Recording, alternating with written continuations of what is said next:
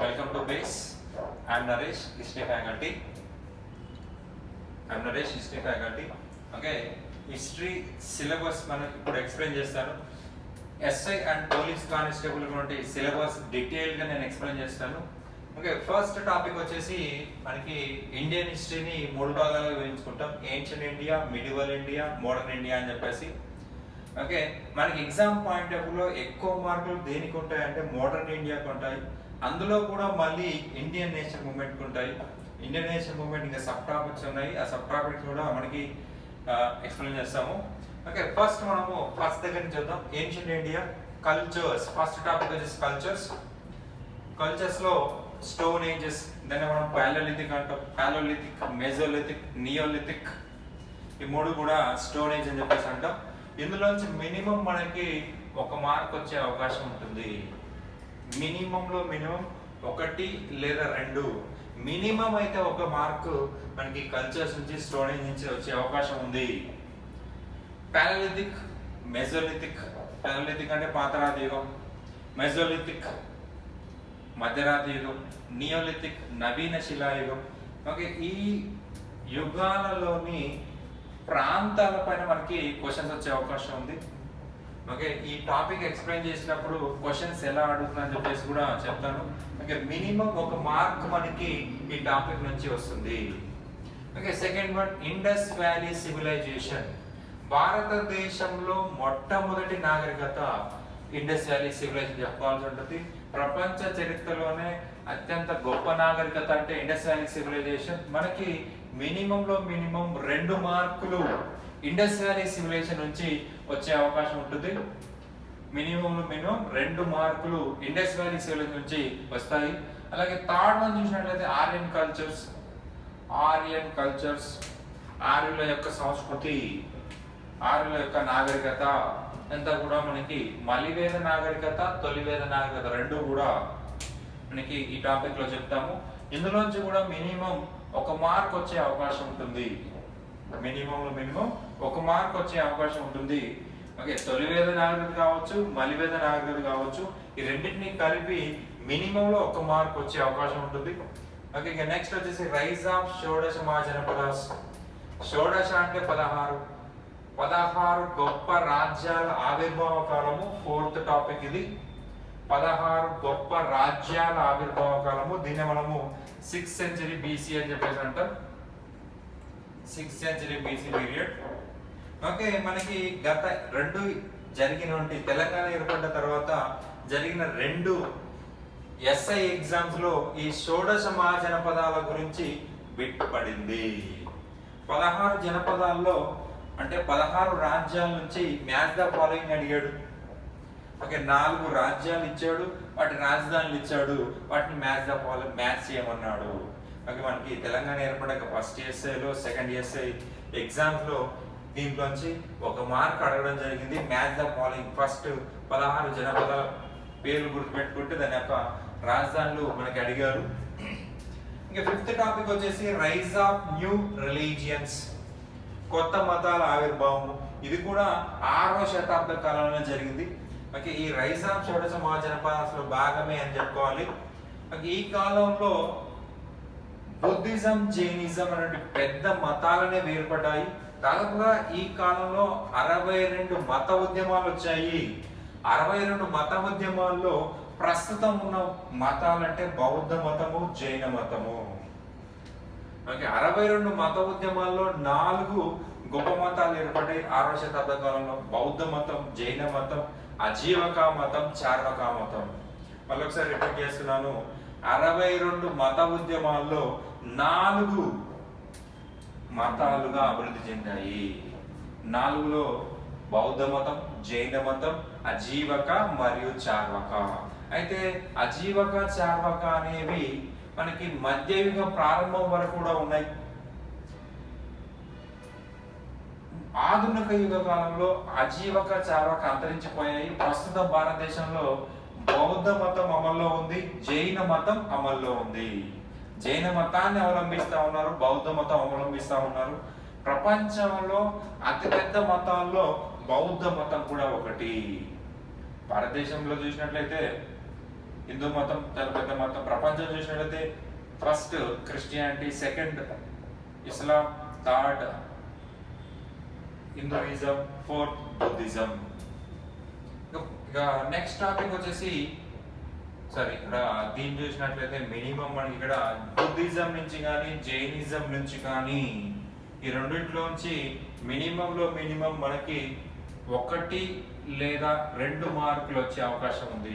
Minimum 1 mark వస్తుంది, maximum 2 మార్కులు మనకి బౌద్ధ జైన మతాల నుంచి వస్తాయి. Okay, and next Persian and Greek invasions. Persian అంటే ఇరాన్ దేశం నుంచి భారతదేశంపై దండయాత్ర చేసిన మొట్టమొదటి విదేశీయులు అంటే పర్షియన్స్ అని చెప్పుకోవాల్సి ఉంటుంది. ఓకే, వీళ్ళు కూడా బుద్ధునికి సమకాలంగా వీళ్ళు భారతదేశంపై దండయాత్ర చేశారు. పర్షియన్స్ మనం పొద్దున చెప్పుకున్నాం. ఈ పర్షియన్స్ భారతదేశాన్ని ముఖ్యంగా వాయువ్య భారతదేశాన్ని ఆక్రమించుకున్నారు. అందులో శాసనాలు ప్రవేశపెట్టడం జరిగింది. ఓకే, పర్షియన్స్ తర్వాత గ్రీకు దండయాత్రలు. గ్రీకులు అనగానే మనకు గుర్తొచ్చే వ్యక్తి అలెగ్జాండర్. భారతదేశంపై దండయాత్ర చేసిన మొదటి గ్రీక్ వీరుడు అంటే అలెగ్జాండర్. ఓకే, ఇక్కడ 0 లేదా 1 వస్తే మినిమం ఒక మార్క్ వస్తుంది, లేకపోతే రాదు. 0 లేదా 1 మార్క్ మనకి ఒక టాపిక్ నుంచి వస్తుంది అనమాట. నెక్స్ట్ వచ్చేసి మౌర్యన్ ఎంపైర్. భారతదేశంలో ఏర్పడిన మొట్టమొదటి సామ్రాజ్యం అంటే మౌర్యన్ సామ్రాజ్యం అని చెప్పాల్సి ఉంటుంది.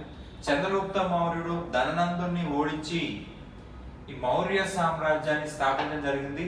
మౌర్య సామ్రాజ్యం యొక్క రాజధాని అంటే పాటలీపుత్ర అని చెప్పాల్సి ఉంటుంది. అదే ప్రస్తుత పాట్నా. ఇందులో మనకి మౌర్యన్ ఎంపైర్ లో గుర్తుపెట్టుకోండి, రాజకీయ చరిత్రతో పాటు సామాజిక చరిత్ర, ఆర్థిక చరిత్ర కూడా ఎగ్జామ్ లో అడిగే అవకాశం ఉంటుంది. ఓకే, మినిమం 2 నుంచి 4 మార్కులు వచ్చే అవకాశం ఉంటుంది. 2 నుంచి 4 మార్కులు మౌర్యన్ ఎంపైర్ నుంచి వచ్చే అవకాశం ఉంది. ఓకే, మౌర్యులు అనగానే మనకు గుర్తొచ్చేది అశోకుడు. భారతదేశ చరిత్రలో తొలిసారిగా శాసనాలు ఇచ్చిన చక్రవర్తి అంటే అశోకుడు అని చెప్పాలి. అది మోస్ట్ ఇంపార్టెంట్ పాయింట్. ఓకే, శాసనాల పైన మనకి అనేక సార్లు ఎగ్జామ్ లో బిట్స్ వచ్చాయి. అలాగే అశోకుడు శాసనాల్లో ఉపయోగించిన భాషలు ఎన్ని అన్నాడు, అదొక బిట్ వచ్చింది. అశోకుడు శాసనాల్లో ఉపయోగించి స్క్రిప్ట్స్ అన్నాడు, లిపులు అన్నాడు, ఎన్ని లిపులు ఉపయోగించాడు అని చెప్పేసి అడగడం జరిగింది. ఓకే, అలాగే మౌర్యుల యొక్క పనుల విధానం పైన కూడా మనకి క్వశ్చన్స్ వచ్చాయి. మౌర్యుల యొక్క పరిపాలన, మౌర్యుల పరిపాలనకు మూలం ఏంటండి? అర్థశాస్త్రము. అర్థశాస్త్రం రాసింది ఎవరు అనేది కూడా క్వశ్చన్ వచ్చింది. ఓకే, అర్థశాస్త్రం మనకి ఇండియాలో ఉన్నటువంటి అన్ని కాంపిటేటివ్ ఎగ్జామ్స్ లో అడిగిన క్వశ్చన్ ఏంటంటే అర్థశాస్త్రము. అర్థశాస్త్రము దేనికి సంబంధించి అడిగారు? మనకి విఆర్ఓ ఎగ్జామ్ నుంచి సివిల్ సర్వీస్ ఎగ్జామ్ వరకు ప్రతి ఎగ్జామ్ లో కూడా మనకి అర్థశాస్త్రం గురించి క్వశ్చన్ వచ్చింది. ఏంటంటే అర్థశాస్త్రం డీల్స్ విత్ స్టేట్ క్రాఫ్ట్. అర్థశాస్త్రంలో రాజనీతి గురించి చెప్పడం జరిగింది. రాజు ఎలా ఉండాలి, రాజు యొక్క లక్షణాలు ఎలా ఉండాలి, అలాగే ప్రజలు ఎలా ఉండాలి, సైన్యము, కోట, మిత్రులు, ట్యాక్సెస్, ఇవన్నీ కూడా మనకి అర్థశాస్త్రంలో వివరించడం జరిగింది. సింపుల్ గా గుర్తుపెట్టుకోండి, అర్థశాస్త్రంలో రాజనీతి గురించి చెప్పాడు. అర్థశాస్త్రం అంటే ఎకనామిక్స్ కాదండి, ఇన్కమ్ సప్లై ఇవి కాదు. అర్థశాస్త్రం అంటే రాజనీతి సంబంధించిన గ్రంథము. రాసింది ఎవరు? కౌటిల్యుడు లేదా విష్ణుగుప్తుడు లేదా చాణక్యుడు. అలాగే మెగస్తనీస్, భారతదేశానికి యూరోపియన్ మౌర్యుల కాలంలో వచ్చిన గ్రీకు రాయబారి అని అడిగారు. మెగస్తనీస్ ఆయన ఇండికా గ్రంథం రాశాడు. ఓకే, ఇవన్నీ కూడా గతంలో ఎస్ఐ అండ్ పోలీస్ కానిస్టేబుల్లో అడిగినటువంటి బిట్స్ అన్నమాట మౌర్యుల నుంచి.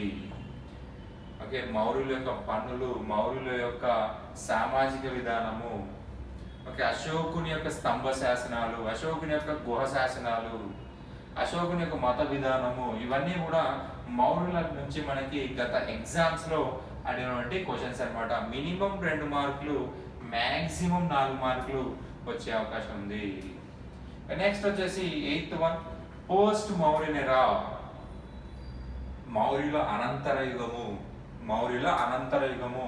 ఇక్కడ మనకి మినిమం 1 మార్కు వచ్చే అవకాశం ఉంటుంది. చాలా చిన్నది, కాకపోతే సమాజంలో మార్పుకి కారణమైంది లేదా రాజకీయ మార్పు కారణమైనది కాబట్టి మనకి ఇంపార్టెంట్. ఇందులో మనకి పోస్ట్ మోడర్న్ అంటే మనకు ఉన్న వాళ్ళు ఇండో గ్రీకులు, షెక్కులు, పార్థియన్లు మరియు కుషాను. ఈ నలుగురు కూడా పోస్ట్ మౌర్యన్ ఎరా కిందకి వస్తారు. ఓకే, ఇండో గ్రీకులు. Okay, coins. భారతదేశంలో తొలిసారిగా బంగారు నాణాలు ఇచ్చిందంటే ఇండో గ్రీకులు. అది ఎవరి కాలం అంటే పోస్ట్ మౌర్యన్ ఎరా. మౌర్యుల అనంతర యుగంలో మాత్రం మనకి భారతదేశంలో బంగారు నాణాలు వచ్చాయి. ఇండో గ్రీకులే తొలిసారిగా భారతదేశంలో బంగారు నాణాలు విడుదల చేయడం జరిగింది. ఓకే, ఇండో గ్రీకులను ఎందుకన్నామంటే వాళ్ళు భారతదేశానికి వచ్చి భారతీయ యొక్క మతాన్ని, భారతీయ యొక్క భాషను ఉపయోగించారు కాబట్టి ఇండో గ్రీకులు అంటున్నాం. షెకులు. ఓకే, షెకులు కూడా భారత మతాన్ని, భారతదేశంలో ఉన్న మతాలను, భారతదేశంలో ఉన్న భాషను ఉపయోగించడం జరిగింది. భారతదేశం తమ మాతృదేశంగా భావించడం జరిగింది. ఇక్కడ మనకి షెకుల నుంచి కానీ, పారదీయుల నుంచి కానీ, కుషానులు. ఈ కుషానులు అంటే కనిష్కుడు. కుషానుల్లో అతి గొప్ప రాజు కనిష్కుడు. ఈ కనిష్కుడు గురించి మనకి కూడా క్వశ్చన్ వచ్చే అవకాశం ఉంటుంది. కనిష్కుడు ఒక సంవత్సరాన్ని స్టార్ట్ చేయాలి, అదే శక సంవత్సరం. ఓకే, ప్రస్తుతం భారత ప్రభుత్వం శక సంవత్సరాన్ని అమల్లో ఉంది. ఓకే, 78 ADలో కనిష్కుడు శక సంవత్సరాన్ని ప్రారంభించడం జరిగింది. ఓకే, ఈ పాయింట్స్ మీద మనకి క్వశ్చన్స్ వచ్చే అవకాశం ఉంటుంది. గత ఎగ్జామ్స్ లో కూడా ఎస్ఐ అండ్ పోలీస్ కానిస్టేబుల్ లో ఈ పాయింట్లు, నేను ఇప్పుడు చెప్పిన పాయింట్స్ పైన పోస్ట్ మోడల్ లో 1 మార్క్ ఖచ్చితంగా వస్తుంది. ఇక 9th టాపిక్ వచ్చేసి గుప్తులు. ఓకే, భారతదేశంలో గుప్తులు చాలా గొప్ప స్థానాన్ని కలిగి ఉన్నారు. ఈ సమయానికే వైదిక మతం కాస్త హిందూ మతంగా ట్రాన్స్ఫార్మ్ అయిపోయింది. ఓకే, రాజకీయ ఎగ్జామ్ పాయింట్ ఆఫ్ వ్యూ రాజకీయ చరిత్రతో పాటు సామాజిక చరిత్రకి అత్యంత ప్రాధాన్యత ఇవ్వడం జరిగింది. ఓకే, ఆ కాలంలో అనేక గ్రంథాలు వచ్చాయి. మృచ్ఛకటికం, నీతి శాస్త్రం, స్వప్నవాసవ దత్త, ఇట్లా అనేక గ్రంథాలు వచ్చాయి. ఈ గ్రంథాలన్నీ కూడా మనకు గుప్తుల యొక్క సామాజిక పరిస్థితి గురించి వివరించడం జరిగింది. గుప్తుల కాలంలో మనకి ఒక విదేశీ రాయబారి వచ్చాడు. ఆయన చైనాకు చెందినటువంటి పాహియాన్ భారతదేశానికి రావడం జరిగింది. ఈ పాహియాన్ గుప్తుల యొక్క సామాజిక పరిస్థితులని వివరించడం జరిగింది. గుప్తుల యొక్క సామాజిక పరిస్థితుల్ని వివరించడం జరిగింది. ఓకే, పాహియాన్ తన గ్రంథమైనటువంటి బుక్వోత్స్కీ, ఈ గ్రంథంలో గుప్తుల యొక్క ఆర్థిక పరిస్థితుల గురించి, గుప్తుల యొక్క నాణాల గురించి, గుప్తుల యొక్క సామాజిక పరిస్థితుల గురించి, ఓకే, భారతదేశంలో అంటరానితనం గురించి వివరించిన మొట్టమొదటి విదేశీయుడు అంటే పాహియాన్ అని చెప్పాల్సి ఉంటుంది. అంటరాని వాళ్ళు సమాజానికి దూరంగా ఉన్నారు అని చెప్పేసి చెప్పిన మొదటి వ్యక్తి పాహియాన్, మొదటి విదేశీ వ్యక్తి పాహియాన్. భారతదేశంలో అత్యంత చలామణిలో ఉన్న నాణాలు కౌరీలు అని చెప్పేసి చెప్పాడు. ఎవరయ్యా అంటే పాహియాన్. కౌరీలు అంటే గవ్వలు. ఓకే, అత్యంత చలామణి అంటే ఏంటి? అత్యంత తక్కువ విలువ కలిగినటువంటి నాణాలు, అత్యంత తక్కువ విలువ కలిగినటువంటి నాణాలు. ఫర్ ఎగ్జాంపుల్ చూడండి, 1 rupee note, 1 rupee coin. Okay, డబ్బున్న వాడి దగ్గర 1 రూపీ కాయిన్ ఉంటుంది, పేదవాడి దగ్గర 1 రూపీ కాయిన్ ఉంటుంది. ఎందుకంటే భారతదేశంలో ప్రస్తుతం అత్యంత తక్కువ విలువ కలిగిన నాణ్యము. అదే 2000 రూపాయలు ఉంటుంది. ఎవరి దగ్గర ఉంటుంది? డబ్బున్న వాడి దగ్గర ఉంటా, పేదవాడి దగ్గర ఉంటారు? డబ్బున్న వాళ్ళ దగ్గరే ఉంటుంది. ఓకే, ఎక్కువ చలామణిలో ఉన్నాయంటే అది తక్కువ వాల్యూ కలిగినవి అని అర్థము. ఓకే, ఎక్కువ విలువ కలిగినవి అంటే తక్కువ చలామణిలో ఉంటాయి. మనకి 1 రూపీ కాయిన్ కున్నంత సర్క్యులేషన్ 2000 రూపీస్ ఉంటుందా? ఉండదు. ఓకే, అత్యంత ప్రజాదరణ కలిగినటువంటి నాణాలు అంటే కౌరీలు అని చెప్పిన వ్యక్తి పాహియాన్. మనకి గుప్తుల నుంచి మినిమం 2 నుంచి 4 మార్కులు ఎగ్జామ్లో అడిగే అవకాశం ఉంటుంది. 2 నుంచి 4 మార్కులు గుప్తుల మీద మనకి అడిగే అవకాశం ఉంటుంది. ఇక హర్షవర్ధన చూసినట్లయితే హర్షవర్ధన గురించి 1 మార్కు అడిగే అవకాశం ఉంటుంది. హర్షవర్ధన్ భారతదేశంలో చివరి హిందూ రాజుగా చెప్పుకుంటాం, హిందూ చక్రవర్తిగా చెప్పుకుంటాం హర్షవర్ధనుని. ఇక తర్వాత కూడా ఉన్నారు, కాకపోతే వాళ్ళు మనకి చక్రవర్తి హోదా పొందలేదు, అంటే విశాల ప్రాంతాన్ని పరిపాలించలేదు. హర్షవర్ధన ఇంకా 1 మార్కు లేదా 0 మార్కులు, 1 or 0 వస్తే ఒక క్వశ్చన్ వస్తే లేకపోతే రాదు. ఇక వెస్ట్రన్ చాళుక్యస్ పశ్చిమ చాళుక్యులు. ఓకే, పశ్చిమ చాళుక్యులు, పల్లవులు, రాష్ట్రకూటులు, చోళులు. ఈ టాపిక్స్ అని చూసినట్లయితే వీటిలోంచి మినిమం 1 లేదా 2 మార్కులు వస్తాయి. ఇవన్నీ పశ్చిమ చాళుక్యుల నుంచి, పల్లవుల నుంచి, రాష్ట్రకూటుల నుంచి, చోళుల నుంచి 1 లేదా 2 మార్కులు మాత్రమే వస్తాయి. ఓకే, ఫస్ట్ పశ్చిమ చాళుక్యులు చూసినట్లయితే బాదామిని రాజధానిగా చేసిన పరిపాలించిన వాళ్ళు పశ్చిమ చాళుక్యులు. వెస్ట్ ఇండియాని పరిపాలించారు కాబట్టి వెస్టర్న్ చాళుక్యస్ అన్నమాట. మనకి మహారాష్ట్ర, కర్ణాటక, ఉత్తర కర్ణాటక ఏ ప్రాంతం అవుతుంది? దక్షిణ భారతదేశమా, ఉత్తర భారతదేశమా, ఆర్ వెస్ట్ ఇండియా అంటే వెస్ట్ కింద చెప్పాల్సి ఉంటుంది. భారతదేశం యొక్క పశ్చిమ భూభాగాన్ని పరిపాలించే కాబట్టి పశ్చిమ చాళుక్యులు అని చెప్పేసి చెప్తారు. ఓకే, దక్షిణ భారతదేశం అంటే మనకి దక్షిణ కర్ణాటక, తమిళనాడు ప్రాంతం అంతా కూడా దక్షిణ భారతదేశం అంటాం. ఇది వెస్టర్న్ కాబట్టి వెస్ట్ చాళుక్యస్ అంటాం.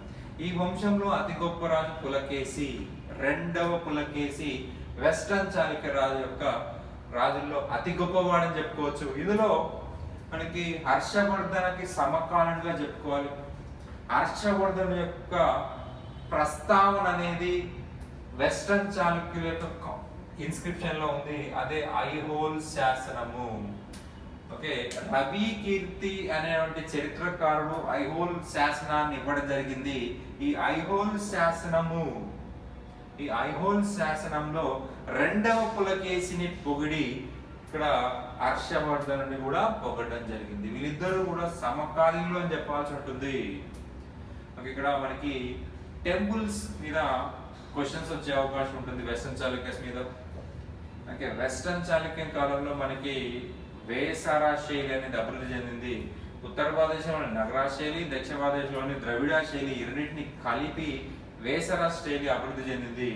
ఓకే, లోక మహాదేవి పట్టడక్కల్లో అనేక దేవాలయాలను నిర్మించడం జరిగింది. అంటే మనకి వెస్టర్న్ చాళుక్య నుంచి రాజకీయ చరిత్రకి అంత ప్రాధాన్యత లేకపోయినా కల్చర్కి ఇంపార్టెన్స్ ఉంది. టెంపుల్స్, ఏ టెంపుల్ ఎవరు కన్స్ట్రక్ట్ చేశారు? విరూపాక్ష టెంపుల్ ని నిర్మించిన పశ్చిమ చాళుక్య రాజు ఎవరు అని అడగవచ్చు, విక్రమాదిత్య 2. ఓకే, టెంపుల్స్ మీద మనకి వెస్టర్న్ చాళుక్యస్ మీద క్వశ్చన్స్ వచ్చే అవకాశం ఉంటుంది. ఓకే, రాజకీయ చరిత్రకి ఈ మధ్య కాలంలో ప్రాధాన్యత అనేది తగ్గిపోయింది. ఇక పల్లవాస్ చూద్దాం. ఓకే, వీళ్ళు కంచిని బేస్ చేసుకొని భారతదేశాన్ని పరిపాలించడం జరిగింది.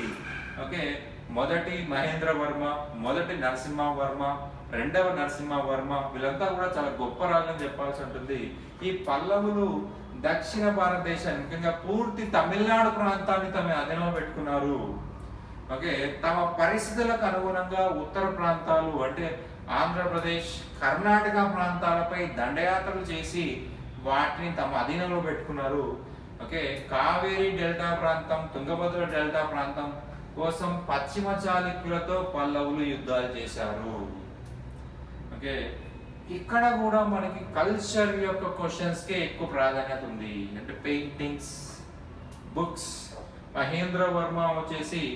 మహేంద్రవర్మ మత్త విలాస ప్రహాసన అనే గ్రంథం రాశాడు.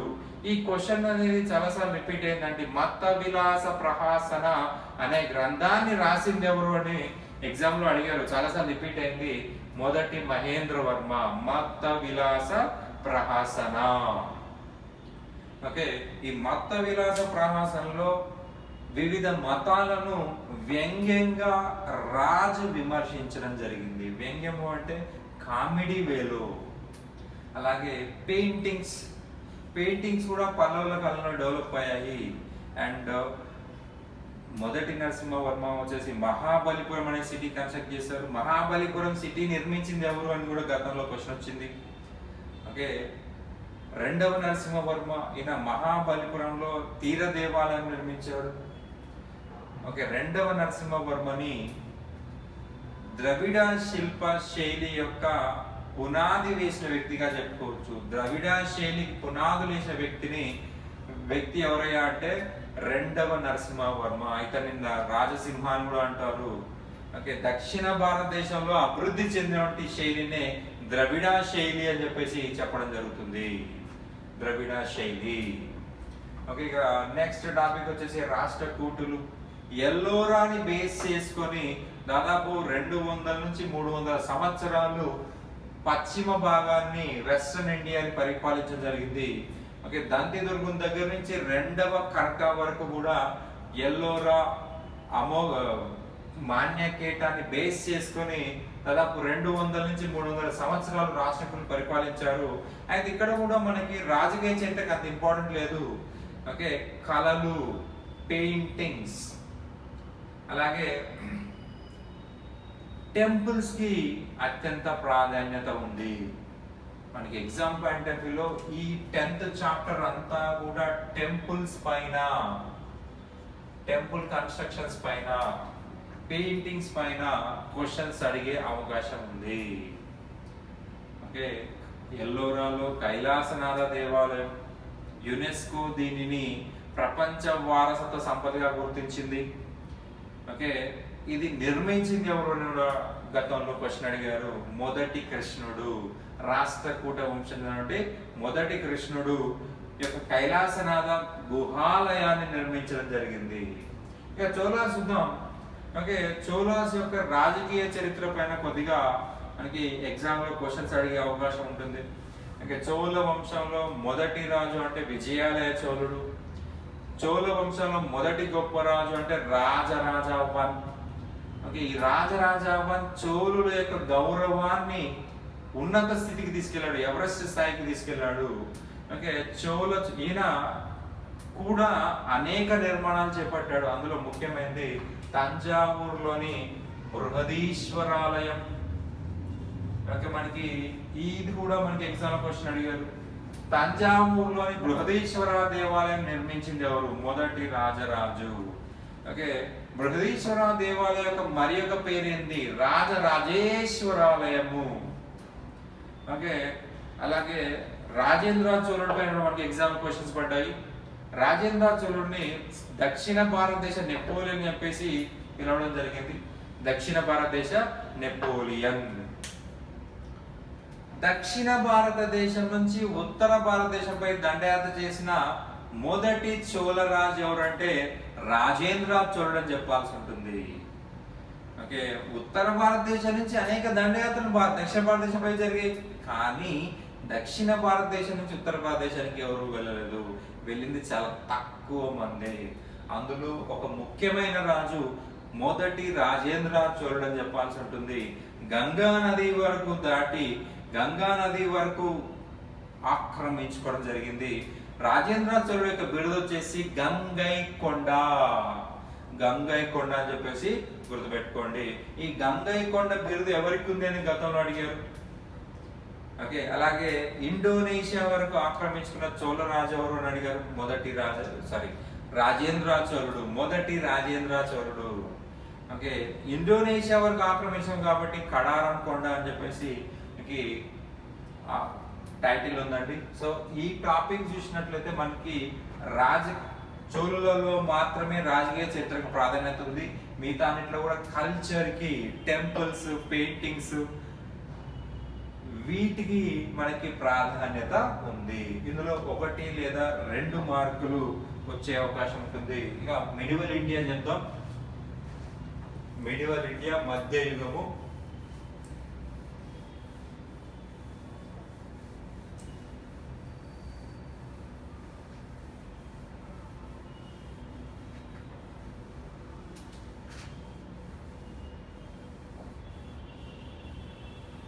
మధ్యయుగం చూసినట్లయితే భారతదేశంపై అరబ్బుల దండయాత్ర, సింధ్ పై అరబ్బుల దండయాత్ర. దాన్ని ఇంగ్లీష్లో నేను అడ్వెంట్ ఆఫ్ అరబ్స్ అని చెప్పేసి రాశాను, తెలుగులో సింధ్ పై అరబ్బుల దండయాత్ర లేదా భారతదేశంపై అరబ్బుల దండయాత్ర. ఓకే, ఇది ఒక టర్నింగ్ పాయింట్ అని చెప్పాల్సి ఉంటుంది. అప్పటి వరకు కూడా భారతదేశంలో హిందూ రాజుల యొక్క ఏకఛత్రాధిపత్యం నడుస్తుంది. దానికి బ్రేక్ వేసినటువంటి ఇన్సిడెంట్ వచ్చేసి Arab invasions, advent of Arabs. 712 ఏడిలో సింధు పైన అరబ్బుల దండయాత్ర చేశారు. ఇది ఒక టర్నింగ్ పాయింట్ అన్నమాట, turning point. Okay, Muhammad bin Qasim అనేటువంటి అరబ్బు దండయాత్రికుడు భారతదేశంపై దండయాత్ర చేసి సింధ్ పై దండయాత్ర చేసి సింధుని ఆక్రమించుకోవడం జరిగింది.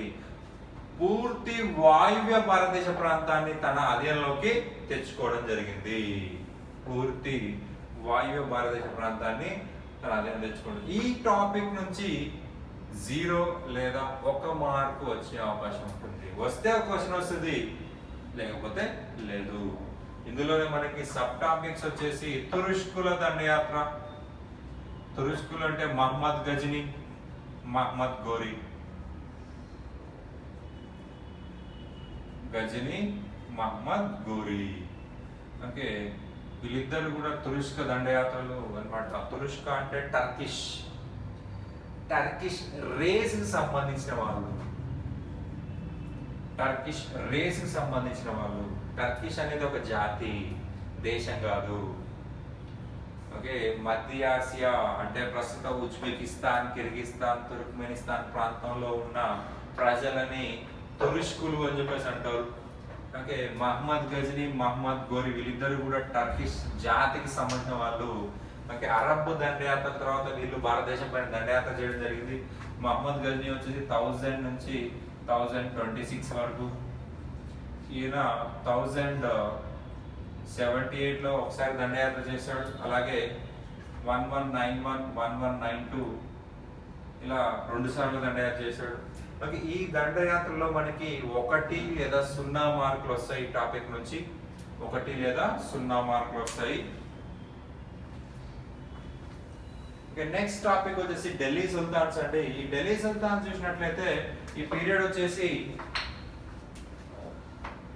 1206 నుంచి 1526 ఢిల్లీ సుల్తాన్ల పీరియడ్. దాదాపుగా మనకి బానిస వంశము, ఖిల్జీ వంశము, తుగ్లక్ వంశము, సయ్యద్ వంశము, లోడీ వంశము, ఈ 5 రాజ్యాల వాళ్ళు, 5 కుటుంబాల వాళ్ళు ఢిల్లీని రాజధానిగా చేసుకుని పరిపాలించారు కాబట్టి ఢిల్లీ సుల్తాన్స్ అనే పేరు వచ్చింది. బానిస వంశము, ఖిల్జీ వంశము, తుగ్లక్ వంశము, సయ్యద్ వంశము, లోడీ వంశం, ఇలా 5 కుటుంబాల వాళ్ళు, 5 వంశాల వాళ్ళు ఢిల్లీని రాజధానిగా చేసుకొని 1206 నుంచి 1526 వరకు పరిపాలించారు. సో ఈ పీరియడ్ ని ఢిల్లీ సుల్తాన్ల యుగం అంటాం. ఈ ఢిల్లీ సుల్తాన్ల యుగం అనేది భారతదేశ చరిత్రకు ఒక టర్నింగ్ పాయింట్ అని చెప్పాల్సి ఉంటుంది. సమాజంలో ఒక టర్నింగ్ పాయింట్ అని చెప్పాల్సి ఉంటుంది. ఓకే, ఇందులో నుంచి మినిమం మనకి 3 నుంచి 5 మార్కులు ఎగ్జామ్లో అడిగే అవకాశం ఉంటుంది. ఓకే, ఈ యొక్క టాపిక్ లో రాజకీయ చరిత్రకు ప్రాధాన్యత ఉంది, ఆర్థిక చరిత్రకు ప్రాధాన్యత ఉంది. ఆర్థిక సంస్కరణలు మనకి అలావుద్దీన్ ఖిల్జీ చూసినట్లయితే మార్కెట్ సంస్కరణలు తీసుకొచ్చాడు, మిలిటరీ సంస్కరణలు తీసుకొచ్చాడు, జాగీర్దారీ వ్యవస్థను రద్దు చేశాడు. ఓకే, పన్నులను విపరీతంగా పెంచాడు. ఓకే, తుగ్లక్ చూసినట్లయితే మహమ్మద్ బిన్ తుగ్లక్ కొత్త ట్యాక్స్ని పెంచాడు. కరువు వచ్చినప్పుడు కొత్త ట్యాక్స్ని పెంచాడు. ఇప్పుడు ఎలాగైతే మనకి లాక్డౌన్ ఉందో, ఓకే, ఇప్పుడే మనము డబ్బు లేని పరిస్థితుల్లో ఇంకా పెట్రోల్ రేట్లు ఎలా విపరీతంగా పెంచుతున్నారో, గత కాలంలో కూడా కరువు ఉన్న సందర్భంలో మహమ్మద్ బిన్ తుగ్లక్ ట్యాక్సీలు పెంచడం జరిగింది. ఓకే, రాజధాని మార్పిడి, ఓకే, బంగారు వెండి నాణాల స్థానంలో రాగి నాణాలు ప్రవేశపెట్టడం, ఇవన్నీ కూడా ఆర్థిక పరమైనటువంటి అంశాలుగా చెప్పుకోవాల్సి ఉంటుంది. దానివల్ల అనేక సమస్యలు రాజులు ఎదుర్కొన్నారు, ప్రజలు ఎదుర్కొన్నారు. ఓకే, అలాగే కల్చర్, సంస్కృతి, కట్టడాలకి అత్యంత ప్రాధాన్యత వచ్చింది. భారతదేశంలో అనేక కట్టడాలు ఢిల్లీ సుల్తాన్స్ నిర్మించారు. కుతుబ్ మినార్, సిరికోట, తుగ్లకాబాద్, ఫిరోజాబాద్, హిస్సార్, ఇవన్నీ కూడా ముఖ్యమైన నగరాలు, కట్టడాలు. ఈ కట్టడాల పైన కూడా మనకి ఎగ్జామ్లో మార్కులు వచ్చి ఎగ్జామ్లో క్వశ్చన్స్ అడగడం జరిగింది. అలాగే సంగీతం మీద కూడా మనకి ఈ ఎగ్జామ్లో ఢిల్లీ సుల్తాన్ నుంచి అడగడం జరిగింది. ముఖ్యంగా సంగీతం అనగానే మనకు గుర్తొచ్చే వ్యక్తి అమీర్ ఖుస్రో. ఆయన కనిపెట్టినటువంటి సంగీతము, ఆయన కనిపెట్టినటువంటి రాగాలు. ఓకే, అమీర్ ఖుస్రో ఏ సంగీతం పైన ఎక్కువ సాధన చేశాడు? హిందుస్థానీ సంగీతమా లేదా కర్ణాటక సంగీతము? అంటే హిందుస్థానీ సంగీతము. కర్ణాటిక్ సంగీతం వచ్చేసి దక్షిణ భారతదేశంలో బాగా అభివృద్ధి చెందింది. హిందుస్థానీ సంగీతం వచ్చేసి నార్త్ ఇండియాలో బాగా అభివృద్ధి చెందింది. ఓకే, ఇక్కడ భాషలు కూడా ప్రాధాన్యత వచ్చింది. అనేక గ్రంథాలు వచ్చాయి. ఇక్కడ ఎగ్జామ్ పాయింట్ ఆఫ్ వ్యూలో రాజకీయ అంశాలకు ఇంపార్టెంట్ ఉంది, ఆర్థిక అంశాలు, కట్టడాలు, సంగీతము, సింపుల్గా చెప్పంటే కల్చర్స్, సంస్కృతుల పైన మనకి ఎగ్జామ్లో 3 నుంచి 5 మార్కులు ఢిల్లీ సుల్తాన్స్ నుంచి మనకి వస్తాయి. ఇక నెక్స్ట్ టాపిక్ వచ్చేసి మొఘలులు. బాబర్ దగ్గర నుంచి ఔరంగజేబ్ వరకు ఉన్న చూసినట్లయితే వాళ్ళు గ్రేట్ మొఘల్స్ అంటాం, గొప్ప మొఘలులు. ఓకే, వీళ్ళ పీరియడ్ వచ్చేసి 1526 నుంచి 1707, 1707 నుంచి 1857. ఇక్కడ బాబర్ నుంచి ఔరంగజేబ్ వరకు 1526 నుంచి 1507 వరకు వీళ్ళని గ్రేటర్ మొఘల్స్ అంటారు, గొప్ప మొఘలులు. ఓకే, వాళ్ళ సొంత నిర్ణయాలు తీసుకునే రాజులు. వాళ్ళ కళ పైన వాళ్ళు నిలబడి రాజ్యాన్ని పరిపాలించారు, చాలా గొప్పగా పరిపాలించారు. భారతదేశం అంతా కూడా ఈ పీరియడ్ లో మొఘల్స్ పరిపాలించారు. ఓకే, లేటర్ మొఘల్స్, మలి మొఘళ్ళు 1507 నుంచి 1557 వరకు. మొదటి షా ఆలం లేదా మొదటి బహదూర్ షా దగ్గర నుంచి 2వ బహదూర్ షా వరకు ఉన్న కాలం ఇది మలి మొఘళ్ళు. వీళ్ళు అసమర్థులు, దివాను లేదా వజీర్ చేతిలో కీలుబొమ్మలు, నవాబుల చేతిలో కీలుబొమ్మలు, ఈస్ట్ ఇండియా కంపెనీ యొక్క పింఛన్దారులు. ఈస్ట్ ఇండియా కంపెనీ నుంచి పెన్షన్ తీసుకున్నారు. ఓకే, ఇక గ్రేటర్ మొఘల్ చూసినట్లయితే, గొప్ప మొఘళ్ళు చూసినట్లయితే మనకి ఇక్కడ మినిమంలో మినిమం 3 నుంచి 4 మార్కులు వస్తాయి. ఇక్కడ రాజకీయ చరిత్రకు ప్రాధాన్యత ఉంది, సామాజిక చరిత్రకు ప్రాధాన్యత ఉంది, ఆర్థిక అంశాలు ప్రాధాన్యత ఉంది, సంగీతము, సంస్కృతులు, సింపుల్ గా చెప్పంటే కల్చర్ మీద కూడా మనకి ఎగ్జామ్ లో క్వశ్చన్స్ అడిగే అవకాశం ఉంది. రాజకీయ అంశాలు, ఓకే, తిరుగుబాట్లు. ఫర్ ఎగ్జాంపుల్ జహంగీర్ తన తండ్రి అయిన అక్బర్కి వ్యతిరేకంగా తిరుగుబాటు చేశాడు. ఖుస్రో తన తండ్రి అయినటువంటి జహంగీర్కి వ్యతిరేకంగా తిరుగుబాటు చేశాడు. షాజహాన్ తన తండ్రి అయినటువంటి జహంగీర్ పైన తిరుగుబాటు చేశాడు. ఔరంగజేబ్ తన తండ్రి అయినటువంటి షాజహాన్ పైన తిరుగుబాటు చేశాడు. రాజకీయ అంశాలు. ఓకే, వివిధ ప్రాంతాల ఆక్రమణ. ఓకే, మొదటగా అక్బర్ ఆక్రమించుకున్న ప్రాంతం, చివరగా అక్బర్ ఆక్రమించుకున్న ప్రాంతం. ఓకే, ఔరంగజేబు యొక్క ఆర్థిక విధానం, ఔరంగజేబు యొక్క మత విధానం, అక్బర్ యొక్క ఆర్థిక విధానం. ఓకే, రాజాతో అక్బర్ అనగానే మనకి ఆర్థిక విధానం గుర్తొచ్చినట్లయితే అక్కడ రాజా తోడర్మల్ గురించి అడిగే అవకాశం ఉంటుంది. బందోబస్త్ సిస్టమ్, దాన్ని జప్తీ సిస్టమ్ అని చెప్పేసి అంటాం. ఓకే, వాటి గురించి ఎగ్జామ్ లో అడిగే అవకాశం ఉంటుంది. మన్సబ్దారీ వ్యవస్థ, సైన్యం పైన కూడా మనకు క్వశ్చన్ వచ్చే అవకాశం ఉంటుంది. మన్సబ్దారీ వ్యవస్థ పైన క్వశ్చన్స్ పడే అవకాశం ఉంటుంది. ఓకే, రాజకీయమైనగా కావచ్చు, సామాజిక, ఆర్థిక, కల్చర్ అంటే సంగీతం పైన.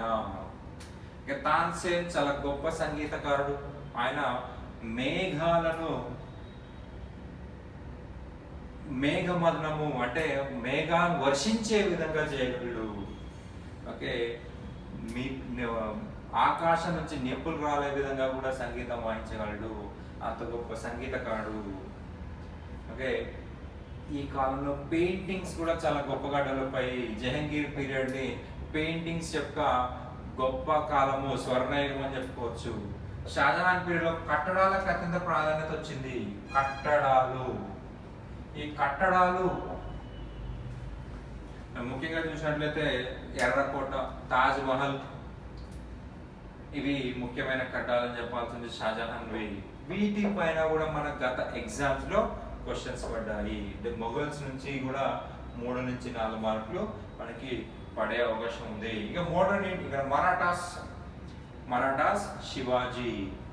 ఇక్కడ నుంచి మనకి రాజకీయ చరిత్ర కంటే కూడా రాజకీయ చరిత్రకి తక్కువ ప్రాధాన్యత ఉంది. శివాజీ యొక్క ఆర్థిక విధానము, శివాజీ యొక్క అష్టప్రధానులు, శివాజీ యొక్క సైన్యము, శివాజీ యొక్క నౌకా స్థావరాలు, వీటిపైన రెగ్యులర్ క్వశ్చన్స్ పడుతున్నాయి. మినిమం మరాఠాస్ నుంచి 1 మార్క్ వస్తుంది. ఓకే, ఇక మోడర్న్ ఇండియా చూద్దాం.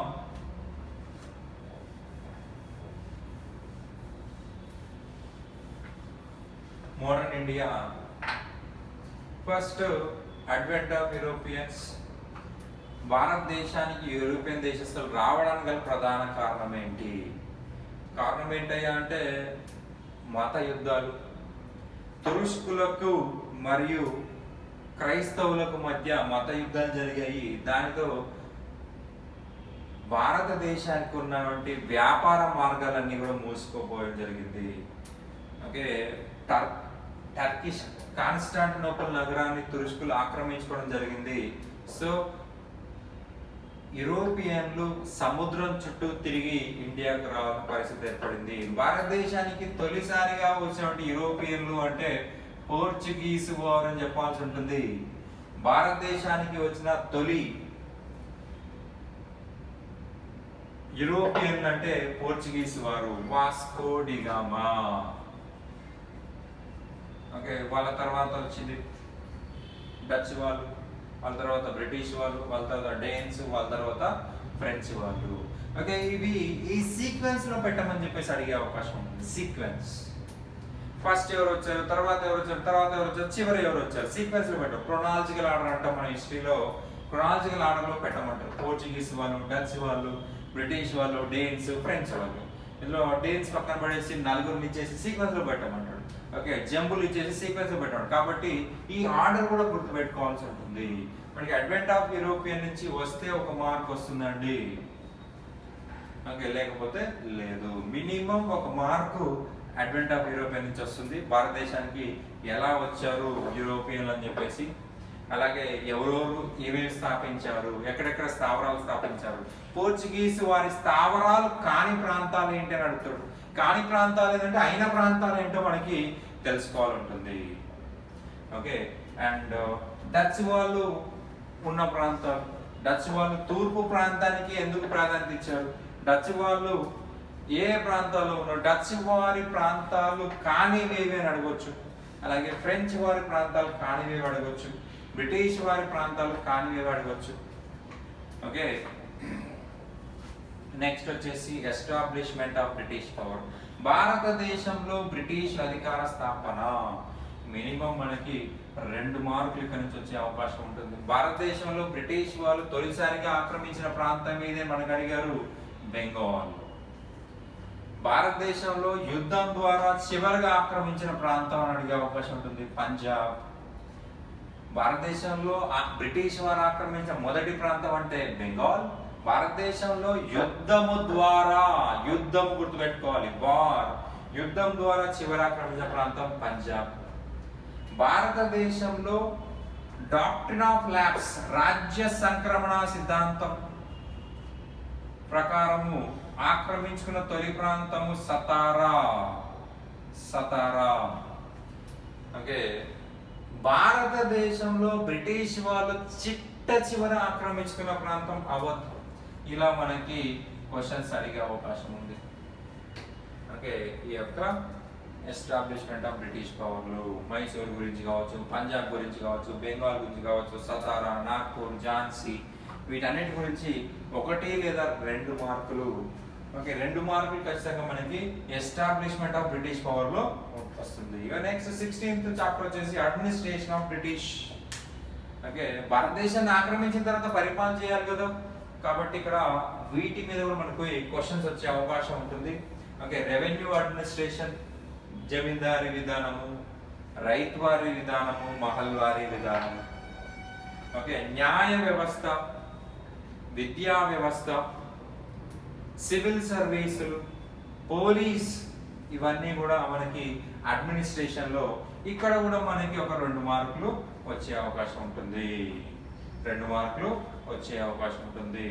Socio religious reform movement. భారతదేశంలో విదేశీ విద్య ప్రవేశపెట్టేసరికి ఇండియాలో అనేక మార్పులు చోటు చేసుకున్నాయి. సో ఇక్కడ సమాజ మార్పు కోసం అనేక ఉద్యమాలు ప్రారంభమయ్యాయి. బ్రహ్మ సమాజం, ఆర్య సమాజం, దివ్యజ్ఞాన సమాజం. ఓకే, ఈశ్వరచంద్ర విద్యాసాగర్ లాంటి వాళ్ళు సమాజంలో మార్పు కోరుకున్నారు. రాజా రామ్మోహన్ రాయ్ సమాజంలో మార్పు కోరుకున్నాడు. ఓకే, అండ్ లోకహితవాది అని చెప్పేసి ఎవరిని అంటారు? రాజా రామ్మోహన్ రాయ్ ప్రారంభించిన న్యూస్ పేపర్స్ ఏంటి? దయానంద సరస్వతి ప్రారంభించిన న్యూస్ పేపర్స్ ఏంటి? దయానంద సరస్వతి స్టార్ట్ చేసినట్టు రాసినట్టు పుస్తకాలు ఏంటి? స్వామి వివేకానంద రాసిన పుస్తకాలు ఏంటి? స్వామి వివేకానంద ముద్రించిన పేపర్స్ ఏంటి? అలాగే ఈశ్వరచంద్ర విద్యాసాగర్ గొప్పతనం ఏంటి? కందుకూరి వీరేశలింగం, ఓకే, పండిత రమాబాయి, వీళ్ళందరి గురించి మినిమం 1 లేదా 2 మార్కులు మనకి ఎగ్జామ్ లో అడిగే అవకాశం ఉంటుంది. ఇక మెయిన్ టాపిక్ వచ్చేసి ఇండియన్ నేషనల్ మూవ్మెంట్. భారతదేశంలో జాతీయ ఉద్యమ ప్రారంభము, కాంగ్రెస్ స్థాపన, అలాగే అందులో 3 భాగాలు. మితవాద యుగం. మితవాద యుగం మనకి కాంగ్రెస్ స్టార్ట్ చేసింది 1885లో. 1885 నుంచి 1905 వరకు ఉన్న పీరియడ్ ని మితవాద యుగం అని చెప్పేసి అంటాం. అతివాద యుగం 1905 నుంచి 1920. అండ్ గాంధీ యుగం 1920 నుంచి 1947 వరకు. ఓకే, ఈ 3 యుగాల విభజన జరిగింది. ఇందులో మనం డీటెయిల్ గా చదువుకుంటాం. Indian national movement and formation of Congress, ఈ 2 టాపిక్ల నుంచి. ఓకే, ఈ ఫార్మేషన్ ఆఫ్ కాంగ్రెస్ లోని 3 కూడా వస్తాయి. ఓకే, ఇక్కడ నుంచి ఇక్కడ ఇండియన్ నేషనల్ మూవ్మెంట్ అంటే 1885 నుంచి 1947 వరకు. ఓకే, ఇక్కడ నుంచి చూసినట్టు దాదాపుగా మనకి 15 మార్కులు వచ్చే అవకాశం ఉంటుంది. 15 మార్కులు వచ్చే అవకాశం ఉంటుంది. మితవాద యుగంలో ముఖ్య నాయకులు ఎవరు? మితవాద యుగంలో ముఖ్య నాయకులు కానివ్వరు మనకి దాదాపు అయిన రోజు డబ్ల్యూసి బెనర్జీ, ఆనంద బోస్, ఆనంద్ మోహన్ బోస్, అలాగే తిలక్. ఈ కింది వానిలో మితవాది కాని వ్యక్తి అంటారు. ఇక్కడ మితవాదులు ఎవరు? దాదాపు అయిన రోజు డబ్ల్యూసి బెనర్జీ, ఆనంద్ మోహన్ బోస్, ఈ 3 కూడా మితవాదులు.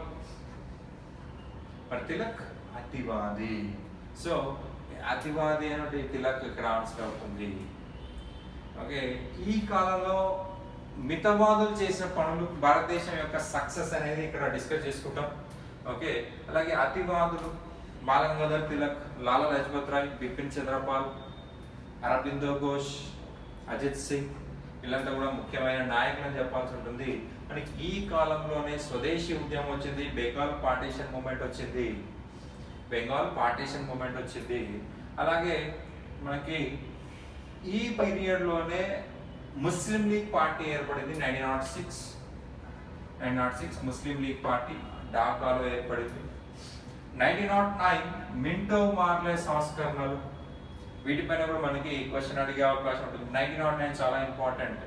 మతాన్ని ఆధారంగా ప్రత్యేక నియోజకవర్గాలు మింటో మార్లే సంస్కరణ ద్వారా ఏర్పడడం జరిగింది. హోమ్ రూల్ ఉద్యమం మనకి అతివాద యుగంలో భాగము. ఓకే, 1915లో హోమ్ రూల్ లీగ్ ఏర్పడింది. 1916లో హోమ్ రూల్ మూవ్మెంట్ అనేది స్టార్ట్ అయింది. హోమ్ రూల్ ఉద్యమం అనేది ప్రారంభమైంది. ఓకే, లక్నో సమావేశం కూడా మనకి ఎగ్జామ్ పాయింట్ లో చాలా ఇంపార్టెంట్. ఓకే, లక్నో సమావేశం 1916. 1917 Calcutta సమావేశము. Okay, Annie Besant home rule ఉద్యమాన్ని ముందుకు నడిపింది. భారత జాతీయ కాంగ్రెస్ కు మొదటి మహిళా అధ్యక్షురాలు అంటే అన్బిసెంట్ అనాలి. భారత జాతీయ కాంగ్రెస్ కు మొదటి భారత మహిళా అధ్యక్షురాలు అంటే సరోజిని నాయుడు అని చెప్పాల్సి ఉంటుంది. ఇక్కడ అన్బిసెంట్ భారత మహిళ కాదంటే కాదు, ఆమె ఐర్లాండ్ సంబంధించిన వ్యక్తి. సో అది గుర్తుపెట్టుకోండి. ఆమె కలకత్తా సమావేశానికి అధ్యక్షురాలు వహించడం జరిగింది. ఇక్కడ కాంగ్రెస్ సెషన్ గురించి చెప్తున్నాం కదా, మొదటి అధ్యక్షుడు ఎవరు, రెండో అధ్యక్షుడు ఎవరు, మూడో అధ్యక్షుడు ఎవరు, నాలుగో అధ్యక్షుడు ఎవరు అడిగే అవకాశం ఉంటుంది. మొదటి అధ్యక్షుడు లేదా మొదటి క్రిస్టియన్ అధ్యక్షుడు అని అడిగే అవకాశం ఉంటుంది. మొదటి క్రిస్టియన్ అధ్యక్షుడు అంటే డబ్ల్యూసి బెనర్జీ. మొదటి పార్సీ అధ్యక్షుడు లేదా రెండవ అధ్యక్షుడు దాదాబాయి నౌరోజీ. మొదటి ముస్లిం అధ్యక్షుడు బద్రుద్దీన్ త్యాబ్జీ లేదా మూడవ అధ్యక్షుడు అంటే బద్రుద్దీన్ త్యాబ్జీ, మద్రాస్ సెషన్. మొదటి విదేశీ అధ్యక్షుడు జార్జ్ యూల్. అలహాబాద్ లో జరిగినటువంటి సమావేశానికి అధ్యక్షత వహించి జరిగింది. ఓకే, అండ్ అతివాద యుగంలో మనకి తీవ్రవాద కార్యకలాపాలు జరిగాయి. ఓకే, బ్రిటిష్ వారు చరిత్ర రాశారు కాబట్టి తీవ్రవాదం అన్నాము. ఓకే, మన పరంగా చూసినట్లయితే వాళ్ళు విప్లవకారులు. ఓకే, అతివాద తీవ్రవాదము. ఓకే, విప్లవాలు మనకి ఈ కాలంలో వినాయక్ దామోదర్ సావర్కర్ సోదరులు, చాపేకర్ సోదరులు, వాసుదేవ్ బల్వంత్ ఫాడ్కే, అలాగే అనుశీలన్ సమితి ఆఫ్ బెంగాల్, అనుశీలన్ సమితి ఆఫ్ ఢాకా, అరవిందో వరీంద్ర కుమార్ ఘోష్. ఈ వరీంద్ర కుమార్ ఘోష్ వచ్చేసి అరవిందో ఘోష్ యొక్క బ్రదర్. ఓకే, భూపేంద్రనాథ్ దత్తా, స్వామి వివేకానంద యొక్క బ్రదర్ భూపేంద్రనాథ్ దత్తా. ఈయన కూడా తీవ్రవాది అని చెప్పుకోవాలి. రెవల్యూషనరీ టెర్రరిజం, ఇంకా తీవ్రవాదం, విప్లవాత్మక తీవ్రవాదానికి పునాదులు వేశారు. ఓకే, బెంగాల్లో విప్లవాత్మకి చాలా ప్రాధాన్యత ఇవ్వడం జరిగింది. ఓకే, అండ్ దాని తర్వాత చెప్పుకోదగ్గదంటే Hindustan socialist republican army, Chandrashekhar Azad, Sachindra Sanyal, Ashfaqulla Khan వీళ్ళంతా కూడా స్టార్ట్ చేయడం జరిగింది. అలాగే దాంట్లో చేరిన అతి ముఖ్యమైన సభ్యుడు అంటే భగత్ సింగ్. అలాగే భారతదేశం బయట కూడా కొన్ని తీవ్రవాద కార్యకలాపాలు మనకి అతివాద యుగంలో జరిగాయి, గాంధీ యుగంలో కూడా జరిగాయి. ఇక గాంధీ యుగం చూసినట్లయితే 1920 నుంచి 1947. గాంధీ యుగం అని ఎందుకు పేరు పెట్టామంటే ఈ యొక్క పీరియడ్ లో గాంధీ ప్రధానమైన నాయకుడు. ఓకే, మకుటం లేని మహారాజుగా ఉద్యమాన్ని ముందుకు నడిపాడు గాంధీజీ 1920 నుంచి 1947 వరకు. ఓకే, గాంధీ చేసిన ప్రధాన ఉద్యమాలు అంటే స్టార్టింగ్ ఫస్ట్ 3 గుర్తుపెట్టుకోవాలి. గాంధీజీ ప్రారంభించిన మొదటి ఉద్యమం అంటే చంపారణ్ సత్యాగ్రహం, అలాగే అహ్మదాబాద్ మిల్ స్ట్రైక్, ఖేదా సత్యాగ్రహం. ఈ 3 కూడా గాంధీజీ ప్రారంభించిన 3 ప్రాంతీయ ఉద్యమాలు. భారతదేశంలో గాంధీజీ ప్రారంభించిన మొదటి జాతీయ ఉద్యమం అంటే రౌలత్ సత్యాగ్రహము. చాలా మంది ఏమంటే సహాయ నిరాకరణ ఉద్యమమే మొదటిది అంటారు. సహాయ నిరాకరణ ఉద్యమం కంటే ముందు రౌలత్ సత్యాగ్రహం చేయడం జరిగింది భారతదేశం మొత్తానికి. అది ఓకే, గాంధీజీ ప్రారంభించిన మొదటి జాతీయ ఉద్యమం అంటే రౌలత్ సత్యాగ్రహము. దాని తర్వాతే సహాయ నిరాకరణ ఉద్యమం చెప్పుకోవచ్చు. సహాయ నిరాకరణ ఉద్యమము. ఓకే, అండ్ నెక్స్ట్ వచ్చేసి క్విట్ ఇండియా శాసన ఉల్లంఘన, సివిల్ డిసోర్డర్ మూవ్మెంట్, సైమన్ కమిషన్, అలాగే గయా కాంగ్రెస్ సెషన్. ఇవన్నీ కూడా మనకి గాంధీ యుగంలో ముఖ్యమైనది. Quit India movement. అయితే ఈ కాంగ్రెస్ పీరియడ్ 1885 నుంచి 1947 ఎగ్జామ్స్ లో కాంగ్రెస్ సెషన్స్ అడిగే అవకాశం ఉంటుంది. కాంగ్రెస్ సమావేశాలు అయితే మనకి 1885 నుంచి 1947 వరకు ప్రతి సమావేశం గుర్తుపెట్టుకోవాలంటే ఎవరికి గుర్తుండవు. ఓకే, ఏదైనా ఉద్యమం జరిగితే దానికి కనెక్టెడ్గా ఉన్నటువంటి సమావేశాలు గుర్తుపెట్టుకుంటే సరిపోతుంది. ఓకే, ఫర్ ఎగ్జాంపుల్ 1905లో బెంగాల్ విభజన జరిగింది. సో 1905, 1906, 1907 ఈ మూడు గుర్తుపెట్టుకోవాలి. 1905లో కలకత్తాలో జరిగింది, 1905లో బెనారస్లో జరిగింది, 1906లో కలకత్తాలో జరిగింది, 1907లో సూరత్లో జరిగింది. బెనారస్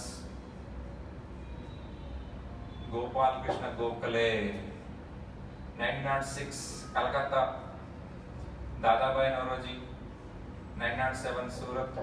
ఈ సూరత్ సమావేశంలో కాంగ్రెస్ పార్టీ రెండుగా విడిపోయింది, సూరత్ స్ప్లిట్ అని చెప్పేసి అంటాము.